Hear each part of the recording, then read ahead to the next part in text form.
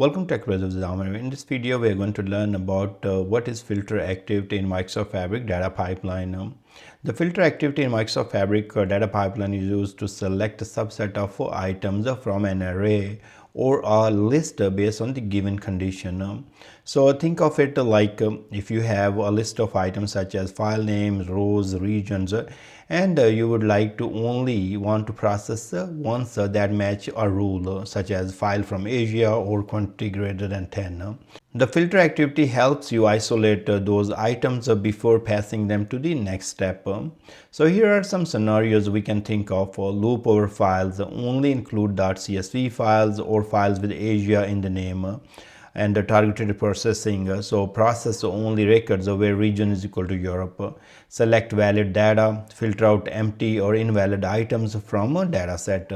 And conditional branching, where you combine with for each and if condition for fine-tune control. So here is my scenario that I'm going to use. So we will be performing a demo how to load Lakehouse files to different warehouse table depending upon the name of files by using filter activity in Fabric data pipeline.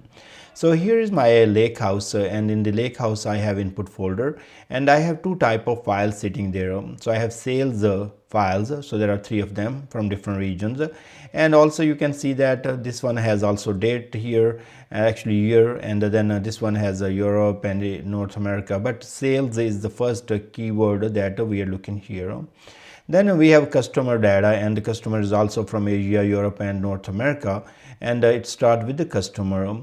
So we would like to load this customer data to one table and sales data to another table. Doesn't matter they're Asia, Europe or North America, but we would like to load to two tables.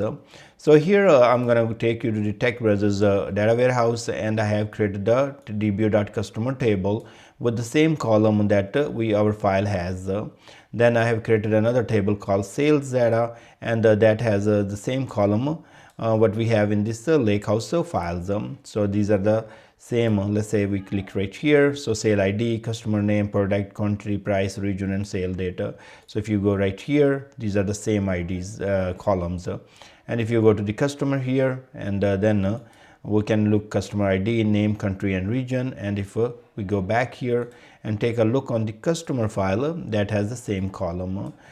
So now we are going to start building this pipeline. Let's go to our workspace here, and then I'm going to go to the right here in our pipelines.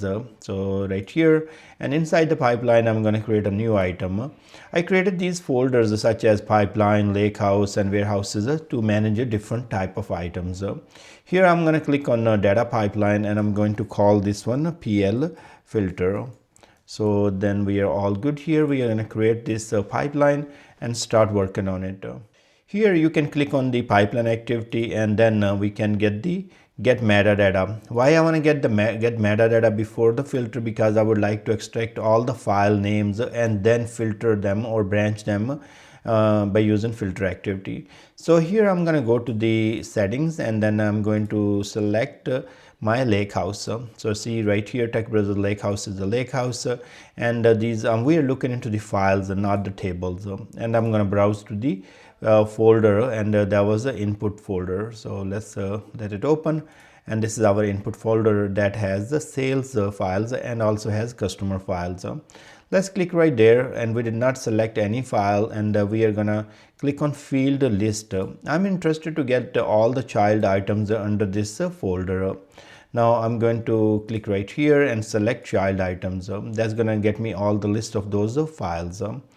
Now I can simply go ahead and execute this pipeline, and it's gonna get me all those file names. So here our get metadata activity has completed. Let's go to the output here and then take a look. Here you can see that child items has all the file names. There are two values here, key values, so name and type. We are mostly interested in the file names, and it has only file names. If there would be folder, maybe we'll see the type is equal to folder, but we know that these are the files and we are going to process them. Now let me get to the home again and go to activities here, and let's go to three dots here, and then we are going to select a filter. I'm going to connect my get metadata with the filter here, and now we are going to write our expressions. Here we can just leave as is and go to settings, and then we are selecting items in the first one. Let's go right here, add dynamic content, and you know that we are using get metadata, and the name of the activity here is get metadata 1, and we would like to get the child items. So I'm going to select the child items here, and then we are all good here. Now inside the child items, if you remember, there was two properties. The one was name and the other one was type. So I'm going to select the name here. And here instead of just saying that I want to select the name, I want to see if name contains something. So I'm going to use the function contain, contains, and here I will use this item, and then in the item I will say name, and then what I'm looking for inside there. So let's say we are looking for customer. So as you can see that I have written customer, and this matches with my case sensitivity, because I have a customer in a small alphabets. So that's fine, and now we can we are good here and hit OK. Now we will do the same thing here. We are going to get another filter activity right here. So go to filter activity, and here we will just attach the same get metadata with the second filter. Let's rename this one so we can know that we say filter, and then we use the customer. So on top we have customer, and the below one is filter underscore sales. Now this is all good, and let's go to the our Lakehouse here and take a look. So remember here the name start with the S capital, so it is sales. So I'm gonna go back here and go to my pipeline here, and inside the pipeline what I'm gonna do right here, I'm going to write those expressions, and in the items we are going to get all child items.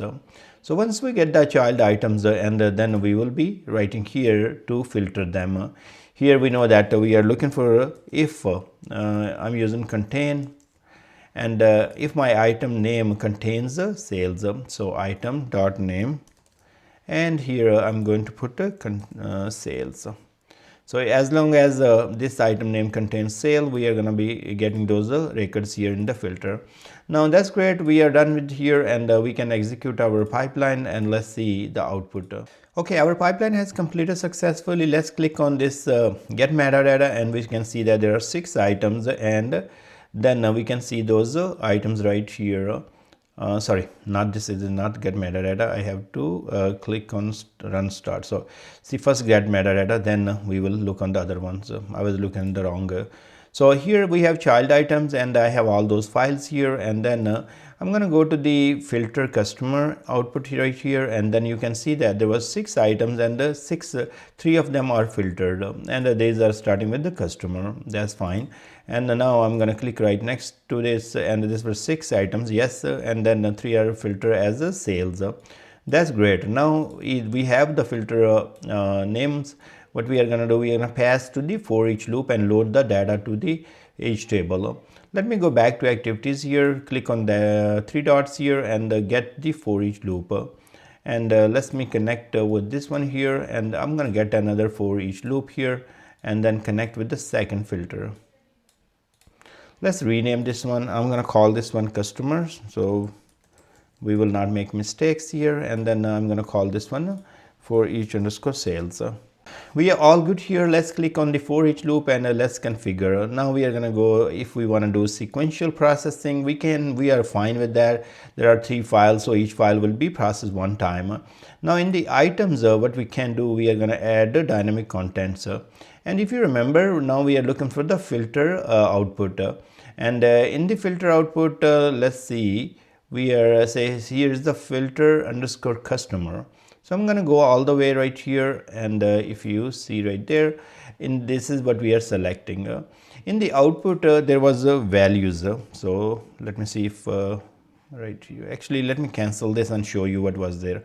So I also forgot. So here we have a value. So we are going to get this array. So I'm going to click right there again, come back to the our for each loop, and here we are going to say this customer filter dot output dot value. Now we are all good here. The same thing we are going to do here, and this in this setting we are going to go for the filter sales, and then output dot value. Okay. Now we have the pass the value, those are arrays, and it's going to loop through all those values. Now let's double click on the first for each customer, and then we'll place the copy data activity here.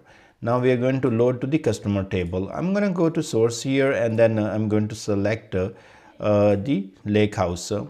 If I go back here, I'm going to select the files here, then I'm going to browse to it and go to the input folder. Now if you ask me, hey, why you are selecting the file here, because what I want to do, I want to map first, and then I'm going to come back and write the expression to use those values on each of the iteration of the for each. And here is the file type, and I know that this is going to be the delimited file, and that will work. Now I'm going to go to destination here and select the destination. In our destination, we know that is a tech data warehouse, so that's my warehouse name, and we know that we have table called customer. Let's refresh, and I know that I have deleted some of the tables, and it should not show me all those tables, but let's see what tables we have. So we have DBO customer. Now what we are going to do here, we are all good here. Let's go to mapping, and now I'm going to import the schema. Once I import schema, I should be able to map our source to the destination columns. Our columns are named correctly, and we are all good here. Now let me go back to source, and remember I just use the hardcode value here. But instead of using hardcode value, I'm going to go to the add dynamic content here, and then use the for each underscore customer current item.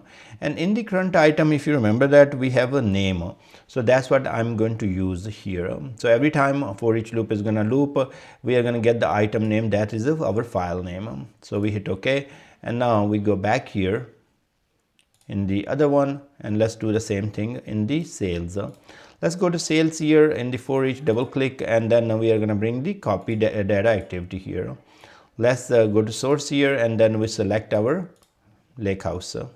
I'm going to select files here, then I'm going to navigate to all the way to the input folder and select the sales file. Let's select Sale Asia. We can select any because they have the same column list. Now we are going to go to the type here, and then I'm going to go to the delimited text.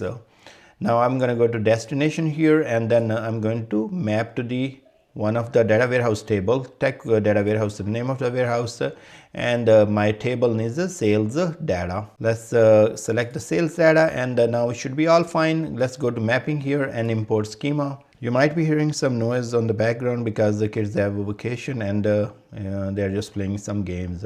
But anyways, ignore that one, and now we are going to see we have source column and we have destination columns. Now let's go back to source here, and as of now we have hard coded the value that we have to make it a dynamic. We can on each of the iteration, and we need to get the new file name.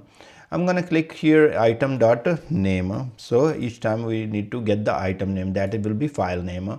So let's go ahead, and now what we will be doing is all good. Our pipeline is completed. You learn tons of things in this one: get metadata, filter activity, then you learn for each, and then you learn copy activity. I hope this video is helpful to go pretty much all the way and understand different activities in the Fabric data pipeline. Now our pipeline is going to execute all of them, and then we are going to see the output.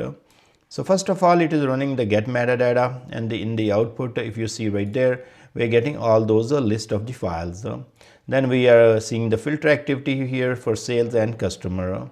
Each one is getting 3 files depending on the filter that we have used. We have used if the name contains sales, and if the name contains customer right here. So that's our expression.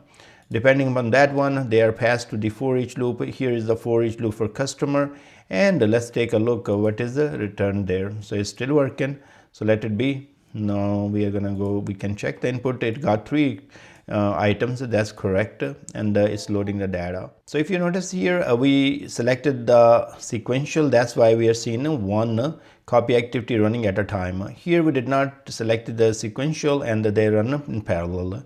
You can do that, it's really helpful, you know, in case you want to load the data quickly. And now let's go back here in the sales here, and we can click and we can see the information which file was read and how many records and all those kind of things are loaded. Now let's click on this right here, copy data activity. This is more visual, and you can see that one file was read with 5 records, and you can see for the next one it's also 5 records. So we should have 15 records in the sales data. Also, this is loading right now. You can see also click on this one and you can see that there are 5 records loaded from the Lakehouse to the warehouse, and you can just cancel this out. If you want to see the output here, you have all the option to take a look. So that's also very helpful when you are taking a look at what exactly is going on. Now this is completed, almost completed, and I'm going to take you back to the warehouse here, and let's select some data from the customer table. And now we should be able to see this is coming from North America, this is coming from Europe, and this is coming from Asia. Let me take you to the sales table, and then we will select the data from sales data.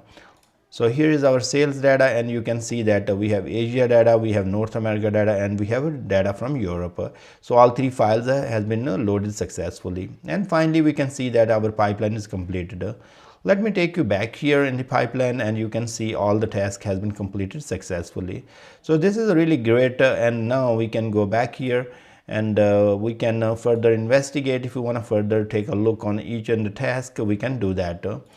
Now if you want to monitor the whole thing, and now let's say you have closed this one, no problem at all, you can go to monitor, and then you can see any active pipeline has executed. You can see right here. So it's still saying in progress, but it has completed. It's just the interface. So I'm going to refresh, and it should be showing us succeeded. So see right there. So if you click right there on the PL filter, it's going to show you the same pipeline, and then you will be able to see the more detail. So see right here, pipeline run detail. It tells you what time we executed, and what time is ended, and what is the status. We can close this, and then we can see right here, and it has all those different information. So we can navigate to it.